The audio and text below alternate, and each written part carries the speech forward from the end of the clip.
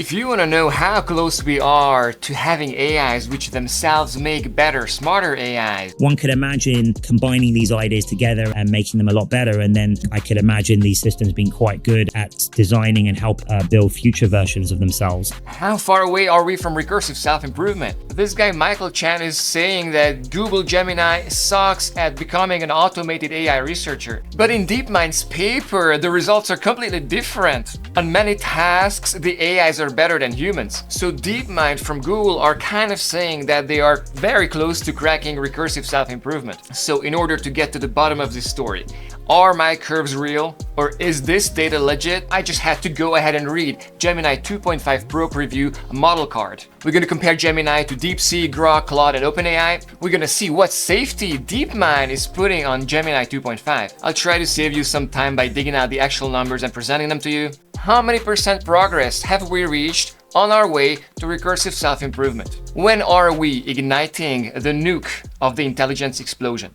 So we'll check out a bunch of benchmarks. We will quantify exactly how good of a hacker Gemini 2.5 Pro is, and then get to the most important chart on the internet right now. You're about to learn more than 99.9% of people know about how close is Google to creating superintelligence. So first off, we have a table with a bunch of benchmarks, and we can basically see that Gemini 2.5 is on par with OpenAI O3, Claude 3.5 Sonnet, and Grok 3. Cool, we knew that. We are definitely talking about like a state-of-the-art LLM here.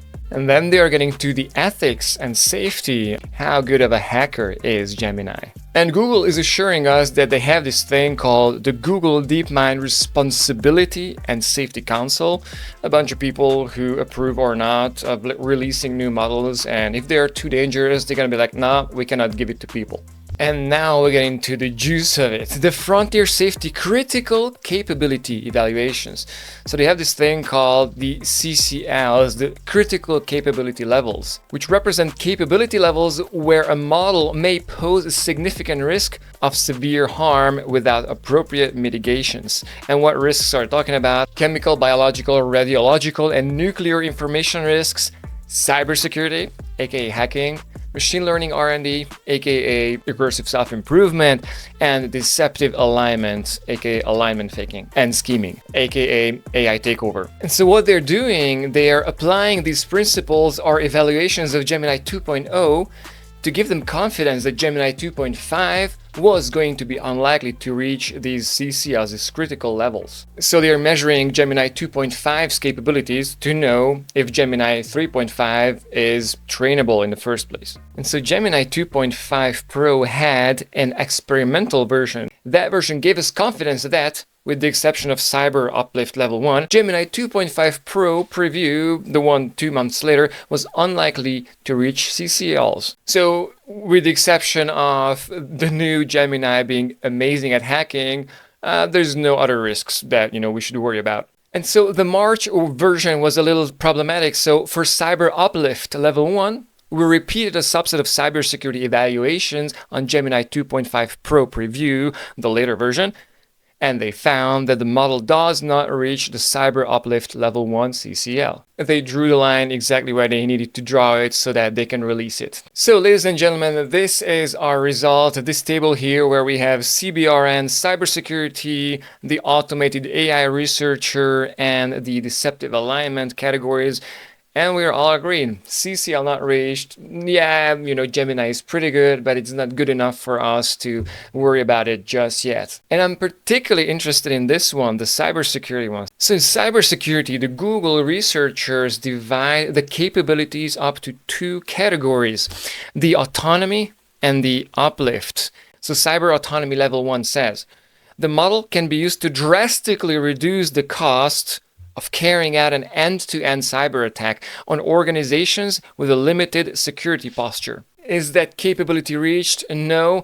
While Gemini 2.5 Pro Preview's performance on our cybersecurity evaluations has increased significantly compared to previous Gemini models, the model still struggles with our hardest challenges. So it can do easy and medium stuff, but not the hardest shit yet. And here's the interesting one, Cyber Uplift Level 1. The model can be used to significantly assist with high-impact cyber attacks, like the ones where, like nation states are attacking each other. Basically, Gemini 2.5 cannot yet give you a 10x cost reduction in doing a cybersecurity campaign, attacking, the Chinese Communist Party, for example. And so they say, no, the CCL has not been reached, but it has passed our early warning alert threshold. They find that it's possible that subsequent revisions in the next few months, Gemini 3.0, could lead to a model that reaches the CCL and actually gives the best hackers the superhuman hacker swarm. And so how do we test this? Well, they have the existing challenges, and those are very good, easy, medium, and hard tasks. And so this new benchmark tests 4 things. Number 1, reconnaissance. Basically running a deep research to understand what they have to do the hacking. Number 2, tool development. Actually building the hacking swarm. Tool usage. Actually executing the code and actually not fucking up the hacking. And number 4, operational security. Can they remain hidden while they are doing the hacking? And the results are, well, they basically find that the easy and the medium problems are kind of solved, but the hard ones, which are at the level of an experienced cybersecurity professional, the best hackers, well, they cannot crack those yet. We have 2 sets of challenges. The first one are going to be the cyber offense tests. These are basically capture the flag challenges. And the easy ones are all but solved. The medium ones are, kind of solved. And then the hardest, the hack the box challenge, well, that's only 1 out of 13 completed. But you gotta remember, are they using advanced agentic frameworks? Are they letting 10 instances of Gemini coordinate their attacks? Are they giving them 16 tries, or are they expecting them to get it right the first time? But what I find most revealing is the second set of tests. So the very easy and the easy ones, they are no problem. On the medium ones though, I have an interesting observation. Gemini 2.0 Flash and Pro have the same score, namely 4, but then we have Gemini 2.0 Flash Thinking, which completes 8 tasks out of 28, where 2.5 Pro completes 11. So my question to DeepMind is, why the fuck have you guys not included the 2.5 Pro Thinking? Right? If you can get twice the score if you apply thinking to Flash. Are you afraid that you would max out these benchmarks? Was it too good? Did you actually run the tests with Gemini 2.5 Pro Thinking with a proper agentic framework around it, and it just aced all the tests? Do not tell me, DeepMind, that you didn't have the compute or the time to run those tests. If you're asking me, dear listener, then I'm gonna tell you that they did that because they knew that the results would have been too good. And if those results had been too good, then they could not have claimed that they have not reached these CCL, crazy capability levels, meaning that the truth could be that the Gemini 2.5 Pro Thinking is so good at hacking that it should not be released. But then the problem is that they are losing billions of dollars in revenue. So, remember, this is Google and this is DeepMind. These are the good guys. They are not trying to summon the demon, but they are in a race as well, right? The pressures coming from the financial department and the pressure coming from the safety team, they clash. And in this case, they made a compromise. All right, let's just run the tests on the bare 2.5 Pro version that will allow us to release at least this version. And we will include a little text here. The model is still not capable of solving most of the hard challenges. And corporate bullshit we have accelerated our mitigation efforts and are putting in place our response plan. You gotta imagine the guy who wrote that line, sweating, how the fuck can I explain this in a way that's gonna come across like half credible? Anywho, if the Superhacker has not yet come alive and it's not internally yet deployed in DeepMind, it's definitely coming. That's what it means. Because you bet, if you're a hacker and if you see this, you're gonna be like, all right, cool, nice. Well, how can I turn this, Gemini 2.5 Pro thing with thinking, with an advanced agentic framework, with a shitload of tool use into something that could allow me to, cash in a couple of $1 million by like hacking like huge corporations. And maybe it's going to be Gemini 2.5. Maybe he's going to use Claude 4. Maybe he's going to use, the new shit, Kimi. So yeah, stay tuned because those lines are only going up. And now we're on to the machine learning R&D. This is like a recursive self-improvement. Is Google accidentally creating infinite intelligence in-house? Hey there listener, this is Parzival from the future. As I'm editing my video, I'm realizing that you need context. This is the curve that we're trying to estimate here. The singularity could come as soon as next year, and we want to know how fast is intelligence increasing? How many IQs are we adding each month? Because there will come a point, and here on this chart on my favorite website on the internet, ai-2028.com, you have this curve of intelligence expressed as an IQ on the y-axis and the time going on the x-axis. And currently we are setting at like IQ 159 approximately. These benchmarks are showing you each time like how much better are we getting each month.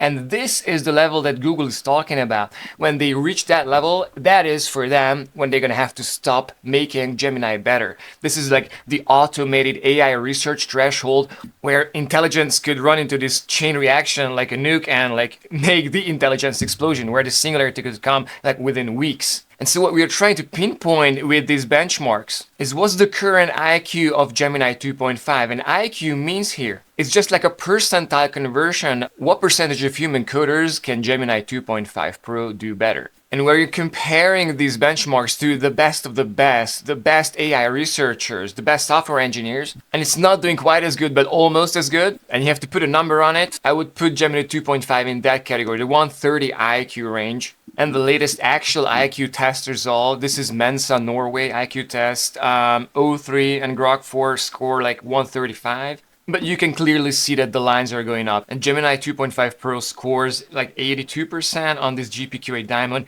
PhD level science shit. But where 70% is expert human level, this is like, 125, 130 IQ, PhD level people. It's clear that IQ-wise, AIs are getting close. To this level here, the automated AI researcher, and some would claim we're already kind of partly on there. So if you want to check out and like play around with these curves here a little and see when your personal singularity will come, then yeah, go to ai-2028.com. And now back to the most important benchmark in existence, RE-Bench. And the way Google defines this is the model can fully automate the AI R&D pipeline at a competitive cost. The cost comparison is relative to humans augmented by AI tools. So fully automate, or like no human is touching the code anymore. It's just telling Gemini, yo, Gemini, come back in a month with a smarter version of yourself. That is fully automating. That's a pretty fucking high bar. And actually you have to compare this to the humans augmented by the AI's benchmark, right? Like how good are your humans getting? Are they 10x more productive? The algorithmic progress is on track of like, beating OpenAI's because of these AIs are like, helping you so much. And the DeepMind guys are like, oh no, Gemini 2.5 Pro preview is still far from matching human performance on RE-Bench, which itself only covers a subset of the skills necessary to automate machine learning research and development. So I love this because they are using RE-Bench from METR. Remember, this is the one that we talked about at the beginning, so we're gonna dive into that one. And as a reminder, this shit is so difficult that humans take several hours to complete. So these are the hardest of the hardest machine learning research and development tasks. So that was machine learning R&D autonomy, like the full-blown AI researcher automatized. But now we have the machine learning R&D uplift level 1. They define it by the model can or has been used to accelerate AI development, resulting in AI progress substantially accelerating, like 2x, from 2020 to 2024 rates. Is that dangerous capability level reached? Likely no. So they're saying, given Gemini 2.5 Pro preview's poor median performance on RE-Bench relative to experts, the model likely lacks the necessary capabilities to automate or significantly uplift any significant fraction of the research process. First of all, 2.5 Pro's performance is not poor. relative to experts. So it should be able to automate or at least significantly uplift. I remember Sholto Douglas from Anthropic saying that his own research like speed has been uplifted by at least 2x, sometimes 5x, depending on what exactly he's doing by Claude Code. I guess it's like, how good can you use the AI to make yourself more productive?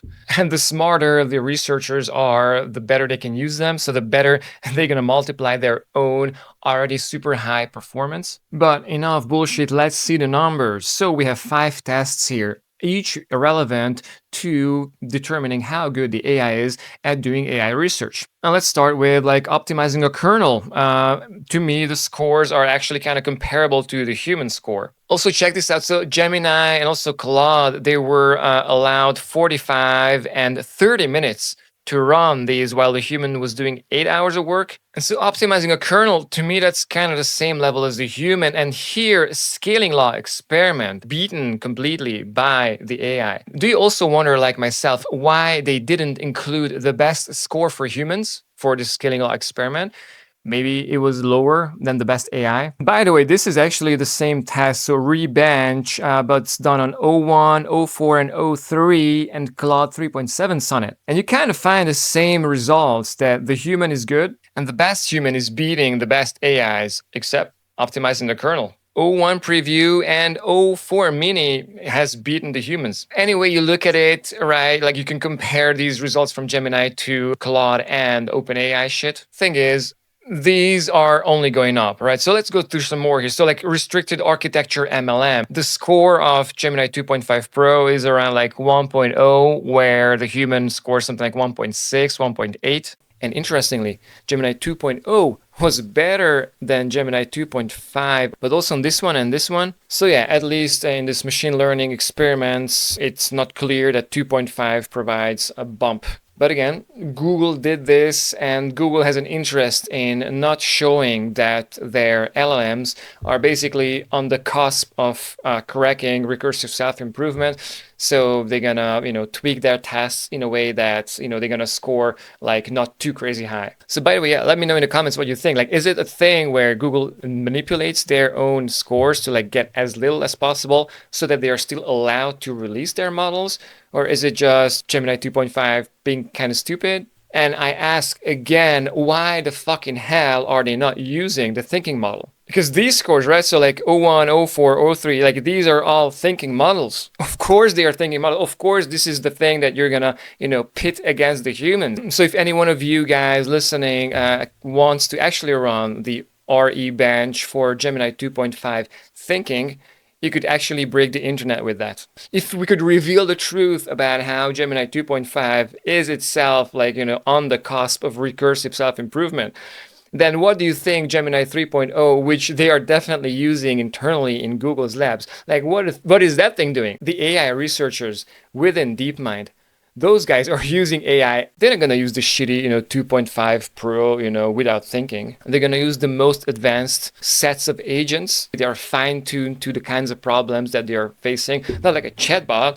They're using a fine-tuned AI researcher. So to me, this actually shows again how close we are to infinite intelligence, or the birth of the Superhacker, or just 1 or 2 weeks after that, the actual coming of an AI god on Earth.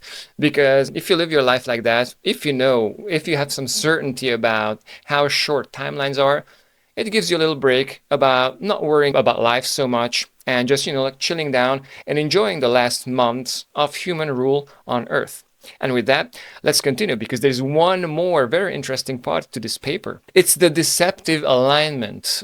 Their definition is something like significantly undermining human control, like AI takeover. Does Gemini do that? No, it's not doing that. But here they have like a level 2 CCL where it actually, is undetectable. Like you're mind reading the AI completely. You're trying to find out exactly what it's thinking and how it's doing it. Those scary thoughts, those AI takeover scenarios live in latent space. Gemini, every time it says something, it's thinking something else, and there's no way to detect it. Is that level reached? No, they claim. And so they measure it through 3 different lenses. One is stealth, Basically, they run tasks where Gemini has to cheat in order to achieve a goal and also not be caught. It sometimes cheats, but it is caught. Number two, situational awareness. Does the AI know which server it's running on, and can it change its own parameters?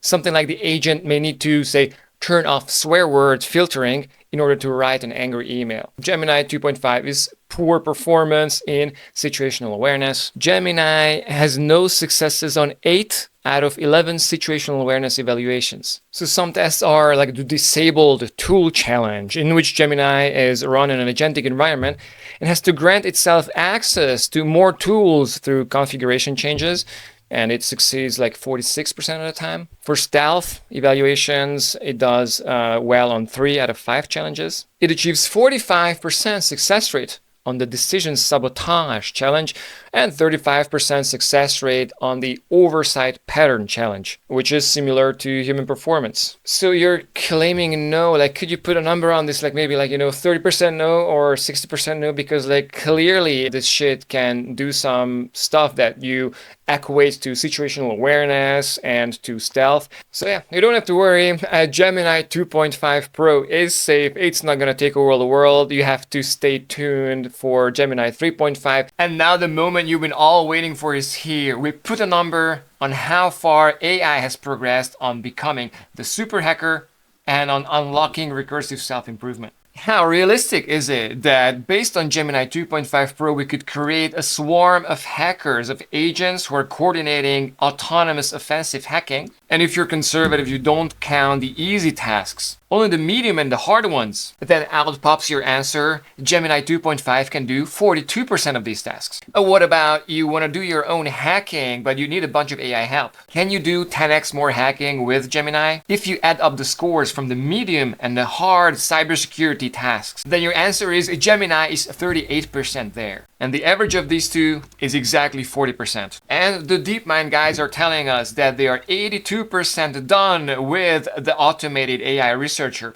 the last invention of humanity. So, ka-ching, you made it to the end of the video. I congratulate you. And thanks for watching. Make sure to drop a like and maybe a subscribe, comment if you think that there's like a better version of the RE-Bench, maybe a better benchmark to measure how close are we to recursive self-improvement and the Superhacker. I need to know. Take care, see you around.